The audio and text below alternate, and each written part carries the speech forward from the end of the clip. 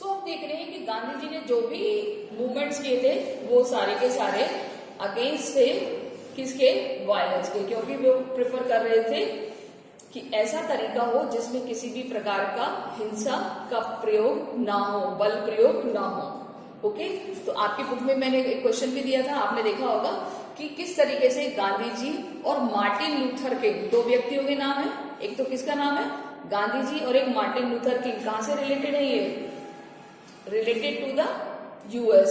They raise their voice against the discrimination in which year, कौन सा year दिया हुआ है, 1960। Very good, Martin Luther King आपकी बुक में दिया हुआ है, दोनों क्वेश्चन करने हैं। द रोल ऑफ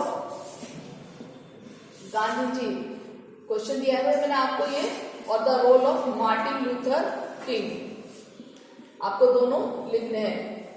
क्लियर, ये दोनों क्वेश्चन सॉल्व करने हैं कि किस तरीके से इन दोनों ने रोल प्ले किया है। अब हम बात कर रहे हैं कि पीस और एक स्टेट का क्या रिलेशन है।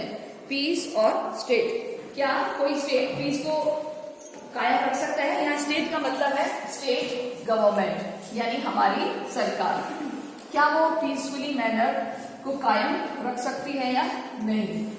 क्लियर, तो इसमें हम देखते हैं कि आज कोई भी गवर्नमेंट ये नहीं चाहती कि उसके यहाँ पर कोई भी पब्लिक परेशान हो, तो वो किसका यूज करती है, वो यूज करती है ऐसे वेपन्स का जिससे वो दूसरों को डरा सके। और आज के टाइम में वो वेपन्स क्या होंगे, अगर हम बहुत सारी गवर्नमेंट्स की बात करें तो वो आज के टाइम में वो वेपन्स क्या होंगे, न्यूक्लियर वेपन्स। आज शायद ही कोई ऐसा देश हो जिसके पास न्यूक्लियर वेपन्स की प्रिपरेशन ना हो। मोस्ट ऑफ कंट्री के पास न्यूक्लियर वेपन्स है। और ये क्यों बनाए हैं वेपन्स उन्होंने, आपको क्या लगता है? इसलिए बनाए हैं ना कि अगर कोई दूसरा कंट्री उसके ऊपर अटैक करे तो वो क्या कर सके, खुद को प्रोटेक्ट कर सके। तो इसकी वजह से कोल्ड वॉर हुआ था, आपको पता है, अभी हम 12th क्लास में पढ़ेंगे कोल्ड वॉर क्या होता है। बट हमारा जो आज आपका टॉपिक है that is the peace and state, peace and the state. Clear, तो इसमें हम देखते हैं कि जो आज की जो गवर्नमेंट है that is used only these kind of tools which is determined to maintain peace in their country।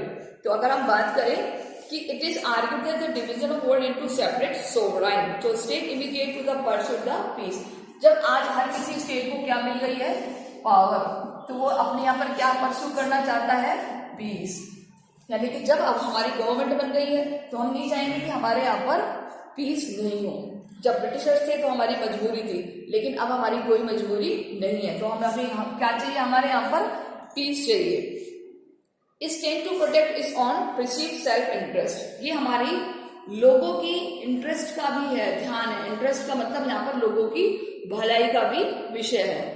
So while the pursuit the peace required that we see ourselves as a part of larger humanity, क्योंकि peace का मतलब क्या है हमारे पास, humanity. Humanity mean the sense कि हमारे पास जो मानव जाति है, जो मनुष्य है, उसकी प्रोटेक्शन हमें करनी है। तो देखिए, जब कोई गवर्नमेंट क्या हो जाती है, इंडिपेंडेंट, तो उसके पास क्या आ जाती है, पावर। उस पावर के थ्रू वो क्या बनाए रखती है अपनी कंट्री में, पीस, क्योंकि ये किसके लिए जरूरी है, पूरी ह्यूमन बींग्स के लिए जरूरी है।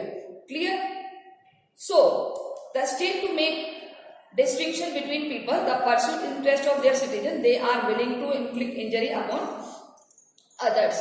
So in today's world, each state have consolidated instrument to coercion and force। आज की जो गवर्नमेंट है वो किसका यूज करती है, ऐसे इंस्ट्रूमेंट का यूज करती है जिससे वो अपने आप को प्रोटेक्ट कर सके। हालांकि इसमें आपको केवल अभी पढ़ना है, नोट डाउन नहीं करना।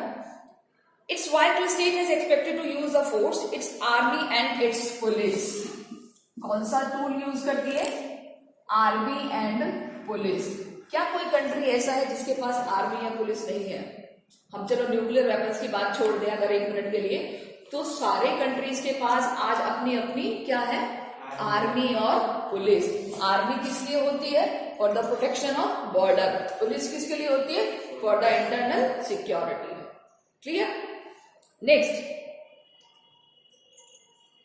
the protect the citizen is practice, these force could be deployed against its own member and the suppress dissent, कि अपने मेंबर्स को प्रोटेक्ट करती है, अगर कोई ऐसा है उसको नेग्लेक्ट करती है।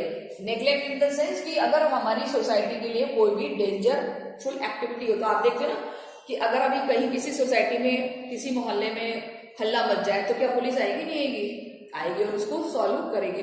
लेकिन कोई ऐसा पर्सन पकड़ा जाता है जो उससे बिलोंग नहीं करता और कहीं बाहर का हो, तो क्या उसको अरेस्ट करेगी? नहीं करेगी, करेगी ना। क्यों? क्योंकि वो क्या हो जाता है, बहुत ज्यादा सेंसिटिव मैटर हो जाता है कि उस बाहरी व्यक्ति को पकड़ना पुलिस के लिए बहुत जरूरी होता है कि मे बी वो कोई और डेंजरस काम कर सकता है। Clear? So this most clearly evidence to authoritarian regimes of the military dictatorship, like the currently ruling Myanmar. It is long-term solution to the problem that is making state more accountable through the meaningful democratization. ठीक है, अब हम बात करेंगे, यहाँ पर हमारा एक क्वेश्चन ये प्रिपेयर करेंगे कि what kind of steps taken by the government for maintain the peace. Question लिखिए आप लोग, what kind of step, यहाँ पर पेज नंबर 137 पर ही लिखना है। इन टूडेज वर्ड से इसका आंसर आएगा what kind of steps, मैं लिख देती हूँ, what kind of steps were taken by government to protect their country. अपनी कंट्री को प्रोटेक्ट करने के लिए सरकार क्या क्या स्टेप्स उठाती है। ठीक है, तो हम इसमें ये लिखेंगे इन टूडेज वर्ल्ड में, यहां से लेके आ जाएगा हमारा आंसर और ये पूरा paragraph. Clear? The currently Myanmar का example, so long term solution to this problem is making the state more accountable through the meaningful democratisation, यानी कि अगर हम डेमोक्रेसी को फॉलो कर रहे हैं तो इसका मतलब हमारी गवर्नमेंट को क्या करना होगा, हमारी गवर्नमेंट को पीसफुली मैनर में सिस्टम लाना होगा। नेक्स्ट पैराग्राफ हमारा बहुत इंपॉर्टेंट है, that is approaches pursuit of piece. Clear? कि क्या क्या अप्रोचेस है, तो यहाँ हमारे 3 अप्रोचेस करने होंगे। सबने नोट डाउन कर लिया क्वेश्चन? ठीक है, नेक्स्ट क्वेश्चन हम करते हैं हमारा, क्या क्या अप्रोचेस हैं जिससे पीस रह सकती है। क्वेश्चन बनेगा डिस्क्राइब द डिफरेंट, आप क्वेश्चन लिख लीजिए, describe the different approaches to the pursuit of peace. Simple question है हमारा ये।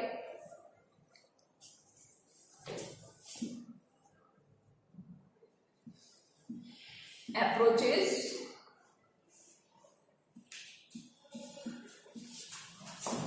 टू द पीस, ये भी हमारा लॉन्ग आंसर है, तो इसमें 3 अप्रोचेस आएंगी। पहली अप्रोचेस आएगी रिस्पेक्ट देयर सोवरेनिटी, पहला आएगा रिस्पेक्ट देयर सोवरेनिटी।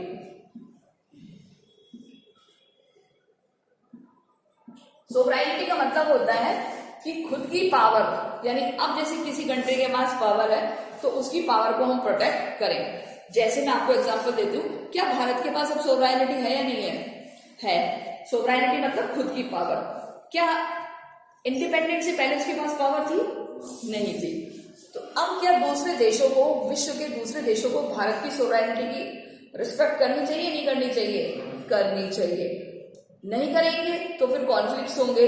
तो पीस को परस्यूट करने के लिए पहली अप्रोच क्या है कि दूसरों की पावर को रिस्पेक्ट करें, दूसरों की सोवरेनिटी को क्या करें? रिस्पेक्ट करें। तो हमारी जो बुक में एक पैराग्राफ दिया हुआ है ऊपर वाला, तो इसमें जो हमने फर्स्ट पैराग्राफ है उसकी 3rd लाइन में दिया है रिस्पेक्ट देयर सोवरेनिटी। क्लियर? आप इसको फर्स्ट पॉइंट बना करके चलेंगे। And treat competition among them as a face to fact to life. So it's maintain concern with the proper management and the competition and with the containment of possible conflicts through the interstate arrangement and the balance of power. Such balance set to the prevail in the 19th century when the major European countries turned their struggle by forming alliance with the latter potential and aggressors prevented the outbreak of large scale wars. ये एक example दिया हुआ है, European country मतलब Britain.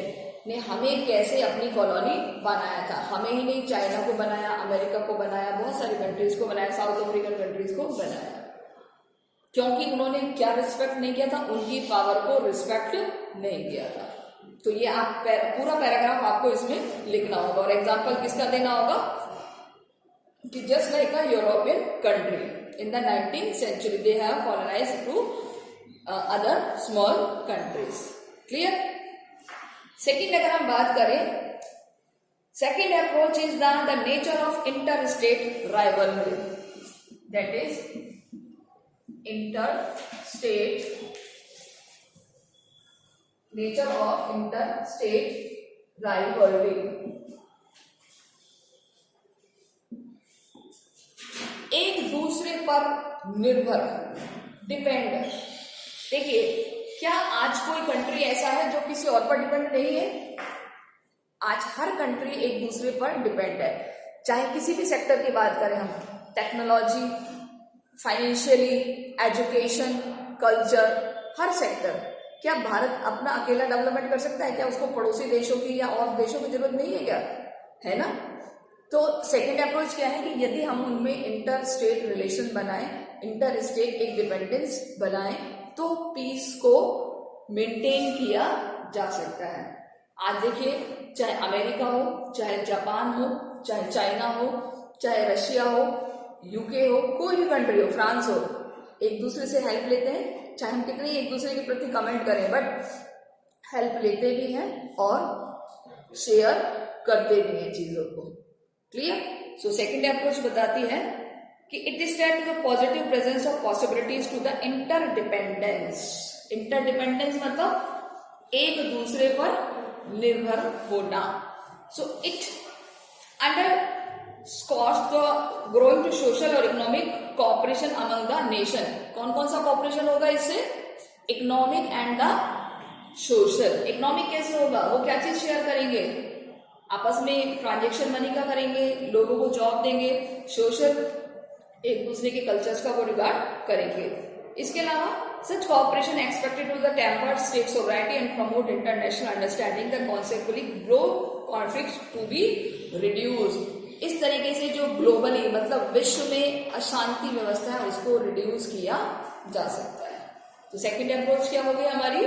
The nature of inter rivalry के स्थान पर हम क्या कर देंगे? इंटरडिपेंडेंस शुरू कर देंगे। हो गया सेकेंड? किसी को कोई प्रॉब्लम? आगे चले हम थर्ड, दैट इज कि फर्स्ट टू अप्रोच के अलावा तीसरी और एक और अप्रोच है, the state system be passing phase of human stream. The state system to be a passing phase of human history। देखिए, इसका बहुत सिंपल सा एग्जांपल है कि अगर हमारा स्टेट गवर्नमेंट या हमारी गवर्नमेंट पुराने इंसिडेंट को पास करती रहेगी, वो वार हुआ था तो इतने लोग मारे गए, वो वार हुआ था तो ये हुआ था, तो हम पुरानी हिस्ट्री को क्या कर रहे हैं? आगे फॉरवर्ड कर रहे हैं, पास कर रहे हैं। तो हम किसी ना किसी चीज से सबक लेते हैं, किसी ना किसी हिस्ट्री से सबक लेते हैं, लेते नहीं लेते, तो हम उससे बचने की कोशिश करते हैं। अरे फर्स्ट वर्ल्ड वॉर हुआ था, इसमें इतने सारे लोग मारे गए थे, सेकेंड वर्ल्ड वॉर हुआ था, इसमें इतने सारे लोग मारे गए थे। तो हमें कहीं ना कहीं अपने आप को प्रोटेक्ट करके चलना है। तो लोगों को हम यहाँ क्या अवेयर, किससे अवेयर कर रहे हैं? हमारी हिस्ट्री से हम अवेयर कर रहे हैं। और हमारी हिस्ट्री क्या रही है कि किसी भी वॉर से सबसे बड़ा नुकसान किसको होता है? खुद को, उस देश को। बहुत सारे लोग मारे जाते हैं, लोगों के परिवार वाले क्या बोलते हैं, से डिपेंडेंट हो जाते हैं, फाइनेंशियल लॉस होता है, सारे घर बार सारे काम छूट जाते हैं। तो वो हमें बताता है कि ह्यूमन हिस्ट्री क्या रही है। अगर हम ऐसे ही एक दूसरे को बताते रहें तो बहुत हद तक हम किससे प्रिवेंट हो सकते हैं? कॉन्फ्लिक्ट से प्रिवेंट कर सकते हैं, वायलेंस से प्रिवेंट कर सकते हैं। तो these three approaches, these three systems can be follow. The first is respect others sovereignty, यानी कि दूसरों की पावर की भी इज्जत करो। जैसे आप अपनी कंट्री को महान मानते हो, ऐसे दूसरे कंट्रीज को भी महान मानो, वो वहां का कल्चर जो भी है उनको आप रिस्पेक्ट करो, रिगार्ड करो, तो क्या रहेगी, पीस रहेगी। एक दूसरे में आज हम डिपेंडेंट हो गए हैं और हमें बनना होगा कि किस तरीके से अगर हमें अपनी कंट्री का डेवलपमेंट करना है तो हमें इंटरडिपेंडेंट रहना है, तभी हम एक दूसरे देशों की हेल्प करेंगे, एक दूसरे देशों से हमें हेल्प मिलेगी। एंड थर्ड कि जो हमारा इतिहास रहा है, जो हमारी प्रीवियस हिस्ट्री रही है, उससे हम लोगों को इंट्रोड्यूस करें। क्लियर। नेक्स्ट बात करें, एक और हमारा क्वेश्चन प्रिपेयर होगा, सिक्योरिटी काउंसिल। यस बेटा, थर्ड वाले में आपको इतना लिखना होगा कि it is advises the emergence of the supernatural order to see the fostering of a global community, the surest guarantee of peace, the seeds of such community are found in expanding interaction and the coalition across the boundaries that involve non-international actors like multinational corporation and the people's movement, कि बहुत सारे peoples ने movement भी शुरू किए हैं। Clear, तो यहां तक आप इसको कर लीजिए। एंड एक और हम बताते हैं, जैसे मैंने आपको यूएनओ के बारे में बताया था, तो इसमें तो आपको ये तीनों अप्रोचेस लिखनी है, but apart this one is the UNO. UNO के कितने ब्रांचेस हैं, 6 ब्रांचेस हैं। इसके बारे में हम 12th में बहुत अच्छे से पढ़ेंगे, लेकिन इसकी एक ब्रांच है जिसका नाम है सिक्योरिटी काउंसिल। क्या नाम है इस ब्रांच का, सिक्योरिटी काउंसिल। इसकी 5 परमानेंट मेंबर्स हैं, परमानेंट मेंबर्स। तो आपको ये नाम लिखने, कौन कौन कंट्रीज है, right the 5 permanent members of security council. Question लिख लीजिए, right the 5 permanent members of the security council. कोई बता सकता है कौन कौन होगा?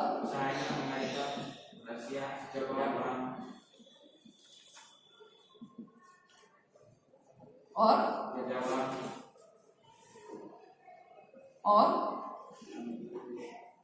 ये जापान ही आएगा बेटा, ब्रिटेन और फ्रांस। ये 5 परमानेंट मेंबर हैं किसके, सिक्योरिटी काउंसिल के। तो इंडिया को भी बात की जा रही है कि इंडिया को मिलना चाहिए। इनको क्या मिली है, वीटो पावर। क्या है इनके पास, वीटो पावर। ठीक है, तो ये वो परमानेंट मेंबर्स हैं। इसके अलावा अगर हम बात करें, हमारा एक और क्वेश्चन तैयार होगा लास्ट में से, that is the terrorism. Right a short note on terrorism, या terrorism is danger for the peace. Page number 140 पर दिया हुआ है, मिल गया। सो ऊपर का paragraph, the rise of terrorism, the party response of the self serving handed conduct to the aggressive state. Clear, यहां से। तो हमारा नेक्स्ट क्वेश्चन क्या बनेगा कि how terrorist is danger for peace. Terrorist danger है पीस के लिए? क्या टेररिस्ट एक्टिविटी और पीस एक जैसी है क्या, या अलग अलग है? अलग अलग है। क्यों? क्योंकि पीस कब नहीं रहती, जब कौन सा अटैक होता है, टेररिस्ट अटैक। अगर टेररिस्ट अटैक है तो हम उस एरिया को पीसफुल एरिया कह सकते हैं क्या? कह सकते हैं? नहीं कह सकते। तो पीस के लिए सबसे ज्यादा डेंजर क्या हुआ, टेररिस्ट। तो हमारा क्वेश्चन क्या बनेगा, या तो right A short note on terrorist.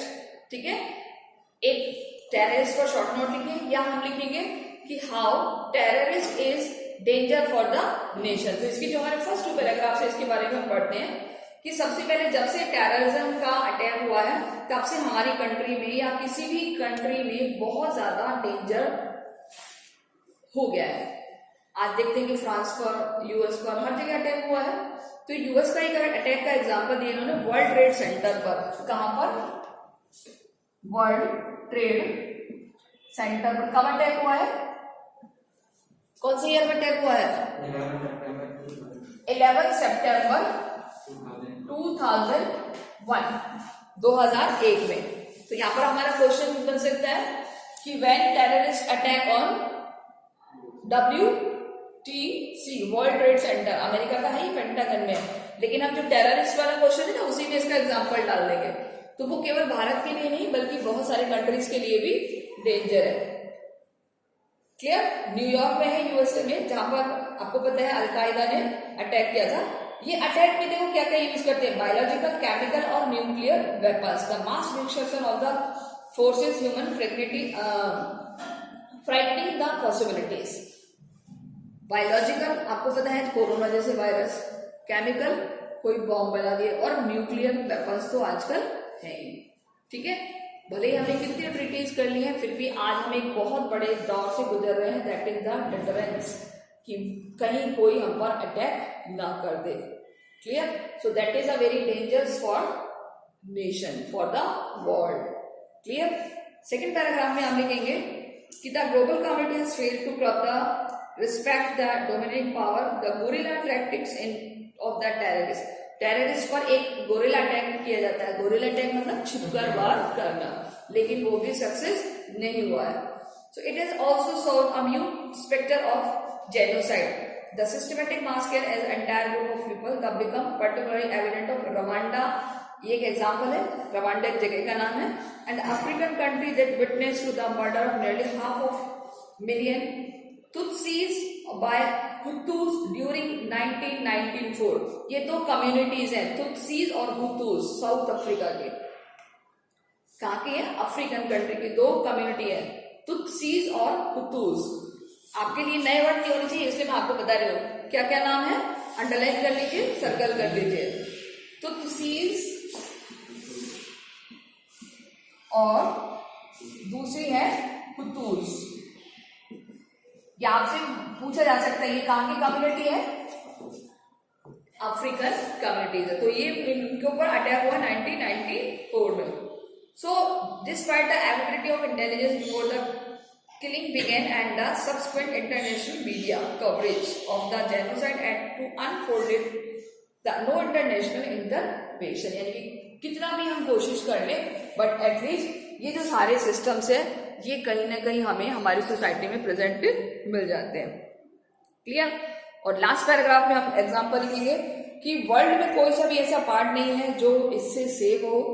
चाहे अगर हम बात करें तो वर्ल्ड वॉर सेकेंड की, जिसमें जापान के ऊपर अटैक किया था किसने? यूएस ने। कौन सी जगह पर? हिरोशिमा और नागासाकी। क्लियर? इसके अलावा Costa Rica decide to maintain military force, several part of the world have witness to the certain of nuclear weapon free zone, but the development of and deployment of nuclear weapon is banned through the internationally recognised treaty. काफी treaties भी होती हैं। Treaties मतलब क्या होती है? Treaties दोस्ती, संधि, जैसे एनपीटी होगी, एलटीपीटी होगी, है ना, लिमिटेड टेस्टमेंट ट्रीटी, ये सारे न्यूक्लियर वेपन से रिलेटेड है। ट्रीटीज हो चुकी हैं, उसके बावजूद भी आज हमारा जो वर्ल्ड है that is to on the danger, आज भी खतरे पर बैठा हुआ है। ये ट्रीटीज वो है जो अमेरिका और रशिया के बीच हो चुकी है, और ये ट्रीटीज के बारे में हम 12th में बहुत अच्छे से पढ़ेंगे। ओके, नेक्स्ट अगर हम बात करें, today there are 6 such zones which have been achieved are the process of acceptance of carving in the Atlantic territory, the Latin America, Caribbean, Southeast Asia, Africa and the South Pacific and Mongolia. The disintegration of USSR in 1991। USSR का disintegration कब हुआ है? 1991 में। ये भी question लिखना है आपको, लिखिए when did disintegration of USSR, when did the disintegration of USSR, USSR का disintegration कब हुआ है? 1991 में। ये क्वेश्चन करना है। सो स्टूडेंट्स, आई होप कि आपको ये चैप्टर के जो मेन पैरामीटर्स है दी एंड समझ में आ गए होंगे, एंड कोई भी अगर आपको प्रॉब्लम हो then you can solve in the live class. Till then take care, good bye.